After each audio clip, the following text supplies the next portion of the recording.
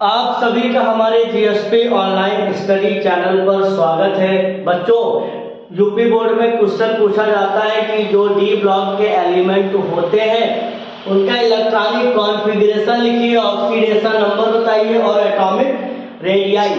अगर इन तीनों चीजों को एक साथ पूछ लेता है तो आप एक टेबल के माध्यम से आप ऐसे समझाएंगे। कैसे समझाएंगे कि देखिए ये 3D सीरीज है।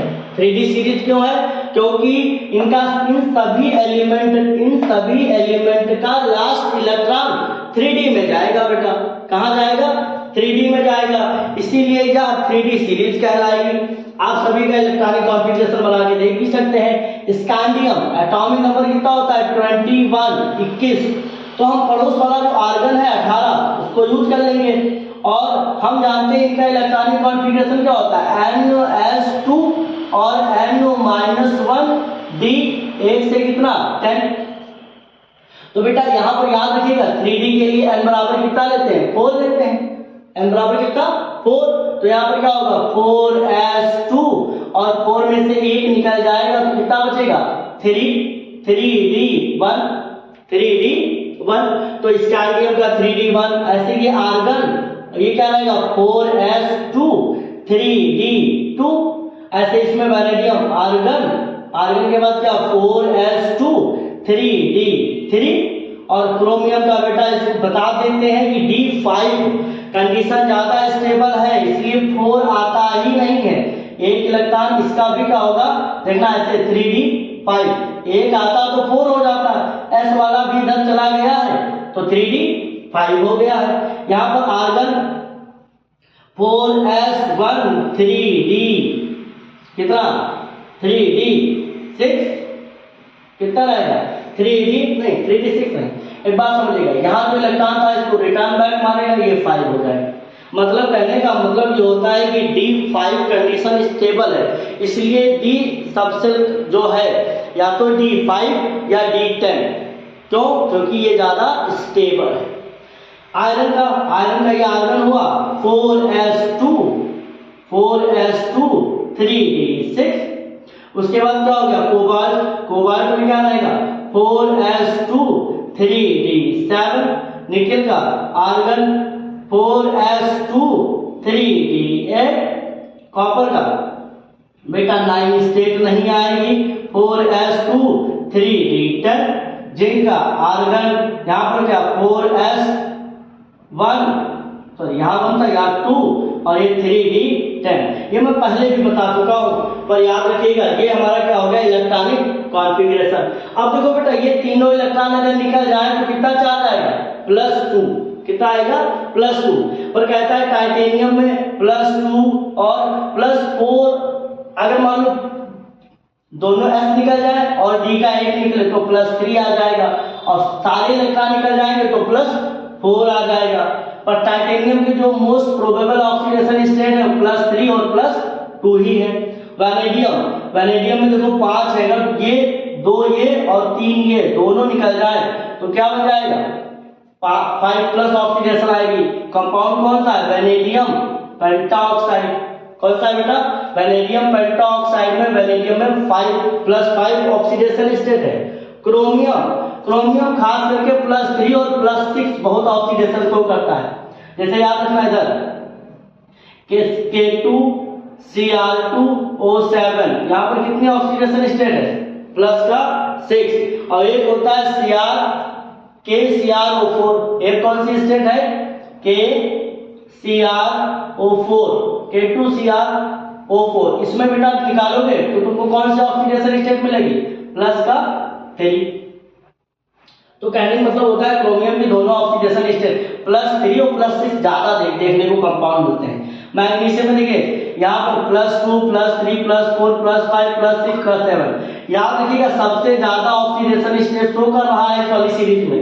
आयरन में फिर कम होने लगता है, 2 3 4 6। फिर उसके बाद कोबाल्ट +2 +3 +4। पर एक बात याद रखना बेटा, आयरन में तुम पढ़े हो Fe2+, एक पढ़े हो Fe3+। बेटा इस आयरन को हम क्या बोलते हैं? फेरस। और इसको क्या बोलते हैं? फेरिक। तो तो याद रखिएगा जब प्लस और खास करके +2 +3 वाले स्टेट में ज्यादा देखने को मिलता है। मैग्नीज बेटा ये +7 में बहुत देखने को मिलता है, किसमें है KMnO4 में। अगर देखोगे तो मैग्नीज +2 +4 MnO2 में देखने को मिलता है। मतलब मैग्नीज के बहुत सारे कंपाउंड हैं, उनमें कहीं +4 ऑक्सीडेशन स्टेट तो कहीं +7 ऑक्सीडेशन स्टेट में ये दिखाई पड़ता है मैग्नीज। आयरन +2 +3, कोबाल्ट बेटा बहुत ज्यादा किस में दिखेगा +3 और +2। निकेल +2 फॉर्म में ज्यादा और +3 फॉर्म में भी ज्यादा दिखता है। कॉपर बेटा यही तो एक ऐसा आयन है जिसपे सिर्फ +1 चार्ज आता है। ये कौन सा है क्यूप्रस, कौन सा क्यूप्रस। और जब +2 ऑक्सीडेशन स्टेट शो करता है तो क्यूप्रिक, और यही तो ये ज्यादा खास करके +2 फॉर्म में मिलता है। जिंक क्या है +2 फॉर्म में मिले। तो ये इनकी क्या हो गई ऑक्सीडेशन स्टेट पहले बढ़ी फिर घटी, 7 तक बढ़ी फिर घट गई। अब एक बढ़िया बात इसी में मैंने एटॉमिक रेडियाई भी ऐड कर दिया है पीएम में। क्या है पीएम मतलब पिकोमीटर में।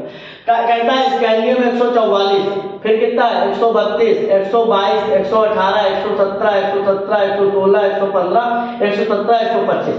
मैं ये डाटा भले तुम ना याद करो पर मैं इसके माध्यम से ये जब आ जाए कि explain the atomic radii of D block element, तो first of all the atomic radii of D block elements is decreases. आप देख सकते हैं क्या हो रहा है डिक्रीज हो रहा है, फिर थोड़ी देर के लिए क्या हो गया 16, 17, 15 नाच रहा है कांस्टेंट, और फाइनली क्या कर गया इंक्रीज कर गया। पहले क्या हुआ डिक्रीज, इसका ग्राफ बना के भी बताऊंगा। पहले डिक्रीज और डिक्रीज होने के बाद फिर क्या हो गई है कांस्टेंट, क्या हो गई कांस्टेंट, और फिर क्या हो गया इंक्रीज कर गई। अगर आप देखेंगे तो ग्रेजुअली कुछ नहीं हो रहा है, मतलब लगातार ना घट रही है ना लगातार बढ़ रही है। पहले क्या होता है डिक्रीज होता है फिर कांस्टेंट, फिर क्या होता है इंक्रीज होने लगता है। फिर क्या होने लगता है बेटा इंक्रीज। ये क्या है कांस्टेंट, कांस्टेंट के लिए ऐसे बता दो ये डिक्रीज कांस्टेंट और इंक्रीज। अब कभी कहीं पर इसका क्या बना के दिखाया गया है कि ग्राफ के माध्यम से समझाया गया है। तो आप सब लोग इसको बढ़िया अच्छे से नोट कर लीजिए और अच्छे से दिमाग में रखिए। आपको हम इसका जरा एटॉमिक रेडियाई का जो है ग्राफ बना के समझा देते हैं, नहीं तो जो है आप पूरी बात लिख के नहीं आएंगे तो आपको नंबर क्या होंगे कम मिलेंगे। तो यहाँ पर क्या है यहाँ पर 16, यहाँ पर 15, फिर उसके बाद 17, नहीं तो 17 कोई दिक्कत नहीं। अब देखना इधर जब हम इसके एटॉमिक रेडियाई बना रहे हैं तो हमने इधर क्या कर लिया बेटा एटॉमिक रेडियाई दिखा दिया। क्या दिखा दिया एटॉमिक रेडियाई, और इधर क्या ले लिया एटॉमिक नंबर। मान लो हमारा स्कैंडियम है यहाँ पर, कौन है बेटा स्कैंडियम। स्कैंडियम से क्या हुआ एटॉमिक रेडियाई क्या हुई घटी, तो ऐसे मान लो घट गई। घटने के बाद ये हमारा कौन सा आ गया मान लो कौन सा स्कैंडियम के, ये स्कैंडियम था, ये कौन है टाइटेनियम। यहाँ पर कौन आ गया ये आ जाएगा टाइटेनियम। टाइटेनियम के बाद तुम देखोगे 32 से 22 फिर घटी रही है, तो यहाँ पर क्या आएगा वैनेडियम। वैनेडियम के बाद देखोगे 22 आ गया वैनेडियम। वैनेडियम के बाद क्रोमियम, क्रोमियम में भी क्या थोड़ा घटाव है, ये आ गया क्रोमियम, ये क्रोमियम है बेटा, ये कौन हो गया क्रोमियम। क्रोमियम के बाद अगर देखोगे स्कैंडियम, टाइटेनियम, वैनेडियम, क्रोमियम, ये क्या है manganese, iron, cobalt, nickel, copper, zinc. ठीक, तो कंफ्यूजन नहीं होगी। क्रोमियम के बाद मान लो क्या आएगा उसके बाद कांस्टेंट हो जाएगा, तो एकदम जरा सा बदलाव है एकदम। ये मैग्नीज का हो गया, कौन हो गया मैग्नीज। उसके बाद ये कौन सा बेटा आयरन, ये कौन सा आयरन। उसके बाद थोड़ा और घटा हुआ ऐसे तिरछा बना दीजिए, ये कौन सा है कोबाल्ट। फिर उसके बाद बेटा ये निकेल, और निकेल के बाद बेटा कौन सा कॉपर। कॉपर भी ज्यादा थोड़ा सा बढ़ा है, कॉपर में क्या ये हो गया कॉपर, और उसके बाद ये जिंक। तो पहले क्या आता है घटाव, ये क्या हो गया दिख रहा है डिक्रीज हो रहा है, क्या क्या हो रहा है डिक्रीज हो रहा है। फिर उसके बाद क्या हो रहा है कांस्टेंट हो रहा है, क्या हो रहा है कांस्टेंट हो रहा है। फिर उसके बाद क्या हो गया इंक्रीज कर गया। तो मतलब ऐसे आप ग्राफ में भी दिखा के बता सकते हैं कि एटॉमिक रेडियाई जो होती है डी ब्लॉक एलिमेंट की वो कांस्टेंट न घटती है न कांस्टेंट तरीके से बढ़ती है। वो पहले तो घटती है फिर एकदम कांस्टेंट रहेगी, फिर क्या हो जाएगी बढ़ जाएगी। तो ये आज के लिए आपके लिए इतना ही वीडियो है, और अगर थोड़ी सी बातें और भी हम कर लेते हैं, जब थोड़ा और कंटिन्यू तो करते हैं। तो आपको मैंने कौन कौन सी चीजें बताई ऑक्सीडेशन नंबर, एटॉमिक रेडियाई। अब इसकी अगर हम बात करते हैं जैसे मैग्नेटिक प्रॉपर्टी, किसकी बात करते हैं चलिए बात कर ही लेते हैं मैग्नेटिक प्रॉपर्टी। तो जब कभी भी हम डी मैग्नेटिक प्रॉपर्टी, तो डी ब्लॉक एलिमेंट की जब हम मैग्नेटिक प्रॉपर्टी की बात करते हैं तो मैग्नेटिक प्रॉपर्टी बेटा अनपेयर्ड इलेक्ट्रॉन पे डिपेंड होती है। किस पे? Unpaired electron. अगर किसी भी एलिमेंट के अंदर अनपेयर्ड इलेक्ट्रॉन है, अनपेयर्ड का मतलब अकेला इलेक्ट्रॉन, बेचारा सिंगल, तो वह क्या होता है मैग्नेटिक फील्ड में अट्रैक्ट होता है। क्या होता है? अट्रैक्ट होता है। जब अट्रैक्ट होता है तो जो चीज अट्रैक्ट होती है उसको कहते हैं पैरा मैग्नेटिक, या हिंदी में क्या कहते हैं? अनुचुंबकीय। क्या कहते हैं? अनुचुंबकीय। अट्रैक्ट होता है। और या तो क्या होंगे सारे इलेक्ट्रॉन ऐसे पेयर्ड होंगे। जब पेयर्ड होंगे तो वो रिपेल होगा बेटा। क्या होगा? रिपेल होगा। रिपेल होगा तो उसके लिए कौन सा वर्ड आएगा? Diamagnetic. तो बेटा इसको कहते हैं प्रतिचुंबकीय। क्या कहते हैं? प्रतिचुंबकीय। अगर किसी भी डी ब्लॉक एलिमेंट के अंदर इलेक्ट्रॉन सारे पेयर्ड हैं तो वो क्या होगा? रिपेल होगा। रिपेल होगा तो उसको हम डायामैग्नेटिक कहेंगे, हिंदी में प्रतिचुंबकीय। आकर्षित कहते हैं इसको। क्या कहते हैं? आकर्षित। ये क्या होता है? प्रतिकर्षित। रिपेल का मतलब धक्का देना। या अगर मान लो बहुत ज्यादा अनपेयर्ड इलेक्ट्रॉन है, 1 2 3 1 2 3 4, 4 के बाद 5, मान लो बहुत ज्यादा अनपेयर्ड इलेक्ट्रॉन है तो ऐसे में उसको हम फेरोमैग्नेटिक कहते हैं। क्या कहते हैं? फेरोमैग्नेटिक। हिंदी में कहते हैं लौह चुंबकीय। क्या कहते हैं? लौह चुंबकीय पदार्थ है भैया, बहुत ज्यादा स्ट्रांगली अट्रैक्ट हो रहा है मैग्नेटिक फील्ड में, तो ये मैग्नेटिक फील्ड की कहानी होती है। अगर डी ब्लॉक के अंदर अनपेयर्ड इलेक्ट्रॉन है मैग्नेटिक फील्ड में अट्रैक्ट हो जाएगा। डी एलिमेंट में अगर सारे इलेक्ट्रॉन पेयर्ड हैं तो वह अट्रैक्ट नहीं होगा। और बेटा इसको निकालने के लिए एक निकालते हैं क्या? म्यू, जिसको हम मैग्नेटिक मोमेंट कहते हैं। क्या कहते हैं? Magnetic moment. तो मैग्नेटिक मोमेंट निकालने का फॉर्मूला होता है mu is equal n plus n bracket n plus 2। ये जब निकालेंगे जिसका जितना ये ज्यादा आएगा, जितना म्यू ज्यादा उतना ही क्या होगा? मैग्नेटिक होगा। क्या होगा? मैग्नेटिक ससेप्टिबिलिटी होगी, मतलब मैग्नेटिक फील्ड में उतना ज्यादा अट्रैक्ट होगा। इसकी यूनिट होती है बीएम, बोर मैग्नेटॉन। क्या यूनिट होती है? Bore magneton. तो आप इतनी सारी बातें मैंने मैग्नेटिक मूवमेंट के प्रॉपर्टी के बारे में बता दिया। अब आगे समझिएगा। आगे और एक बहुत तुमको अच्छी बात बताते हैं कि डी ब्लॉक एलिमेंट जो होते हैं वो कलर्ड कंपाउंड बनाते हैं या कलर्ड आयन बनाते हैं। क्या बनाते हैं? कलर। पूछा जाता है कि D block element form coloured compound, या जो डी ब्लॉक के जो हमारे आयन होते हैं क्या होते हैं बेटा? जो आयन होते हैं वह भी बहुत क्या होते हैं? कलर्ड होते हैं। क्या होते हैं? कलर्ड होते हैं। तो डी ब्लॉक एलिमेंट्स फॉर्म बेटा क्या? Form coloured. कैसे बेटा? Coloured ion. कैसा आयन बनाते हैं? कलर्ड आयन बनाते हैं। तो बात समझिए, कलर सीधी बात करते हैं, नो बकवास। कलर्ड बनाने की वजह है D transition. D block element जो होते हैं वो कलर कंपाउंड बनाते हैं या कलर आयंस रखते हैं। क्यों? डी ट्रांजिशन की वजह से। क्या होता है डी ट्रांजिशन? बेटा जो हमारा डी सबसेल होता है 1 2 3 4, 4 के बाद 5, 4 के बाद क्या बेटा? 5। तो यहाँ जो ये सबसेल है ये क्या हो गया? D subshell. तो डी सबसेल क्या होता है? ये बेटा टूट जाता है, और पता है 2 के सेट में टूटता है तो ये 3 के सेट में टूटता है। तो अब यहाँ से इलेक्ट्रॉन क्या होते हैं? यहाँ से इलेक्ट्रॉन क्या होते हैं इसके अंदर, या तो फिर ऐसे वापस। यही डी ट्रांजिशन है। और डी ट्रांजिशन की वजह के कारण ये सारे कंपाउंड क्या होते हैं? कलर शो करते हैं।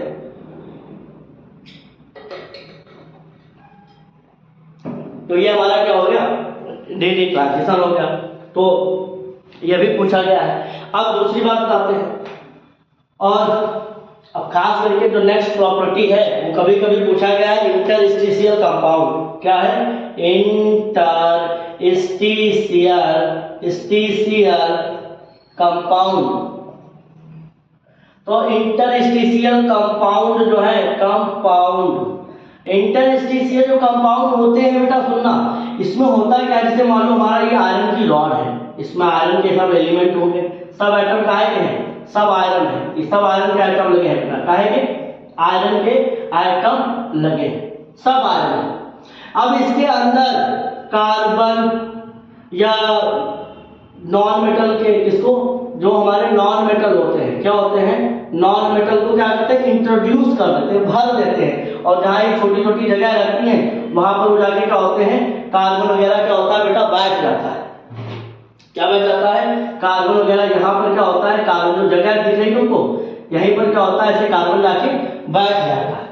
तो ऐसे कंपाउंड को हम क्या कहते हैं, इंटरस्टिशियल कंपाउंड। इसकी वजह से जो मेटल होता है उसकी टेंसाइल पावर बढ़ जाती है, कौन सी पावर, वहन भार वहन क्षमता उसकी क्या होती है, बढ़ जाती है, भार वहन क्षमता बढ़ जाती है। उसका जो कंडक्टिंग नेचर है, मतलब जो उसका सुचालक रूप है, मतलब उसमें करंट बहुत तेजी से प्रवाहित होने लगती है, बहुत मजबूत हो जाती है, ये सारी चीजें इसकी क्या होती है, बढ़ जाती है। तो intermixing of non metal element in the block element that form interstitial compound. बेटा ये एलॉय भी बहुत बढ़िया बनाते हैं, क्या बनाते हैं, एलॉय फॉर्मेशन बड़ा अच्छा करते हैं। तो बेटा ये भी इनकी एक प्रॉपर्टी है, एलॉय जब बनेगा तो इनके अंदर जो एटम ये वाला होगा, जैसे उसी पर रेंज का जो कोई दूसरा एटम होगा वो बिठा के, जैसे मान लो हम लोहे के अंदर क्या, ये Fe है,